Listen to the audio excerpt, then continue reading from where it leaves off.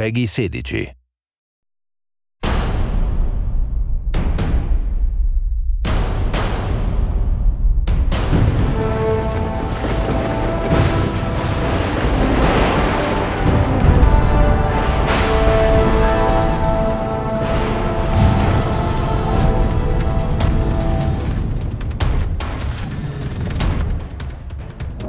Vision for Thor, the video game, was to take the inspiration from the comic books and bring that to the interactive experience so gamers can play as Thor, use his hammer, bring down the thunder and the lightning, just like they experience when they read the comic books as a kid or they'll see in the movie.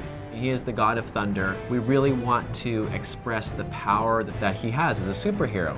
He's going against big demons and giant trolls scattered across the 9 worlds. The bosses of each of these worlds are these monstrous, titanic entities with all sorts of different powers capable of tremendous destruction. It's been great to take ideas and concepts, not just from the comics, but from Marvel themselves, building enemies that are worthy of Thor. The game is not a play the movie game. Our narrative is very different. We worked with Matt Fraction, who's one of the scribes for the Thor comic. When we first started talking about the music for Thor, I pulled together all the different concept art, the videos from the game. What we actually wanted the music to do is play like a thread that is tying the game together from a dramatic point of view.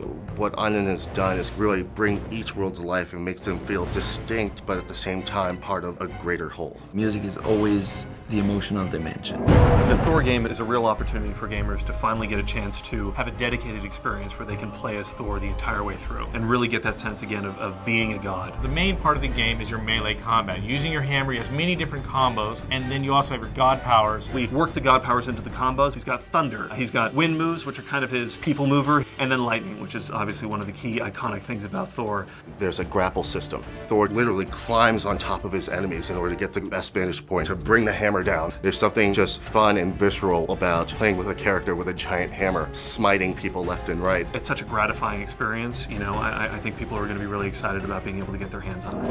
One of the key things to think about in terms of Thor God of Thunder for the Wii is it's not a port of the next-gen game. It is its own unique game. I don't think the Wii has ever had this kind of title on it before. It's much more action-driven. I want the player to be able to take away the feeling that they were able to wield the power of Thor. A young gamer can just enjoy swinging the Wii remote around, breaking things, and then a more hardcore gamer will be really impressed with the depth of the combat and the depth of the player progression. We've got a few unique levels that don't appear in the next-gen game. We've got our own unique flying levels, which are an entirely different form of gameplay. We feel that you get a better game out of building a project from the ground up rather than bringing it over from a different system. It's given us the opportunity to have unique characters, unique flight levels, and a completely unique ending to the game that features a new experience that you wouldn't get on any of the other consoles.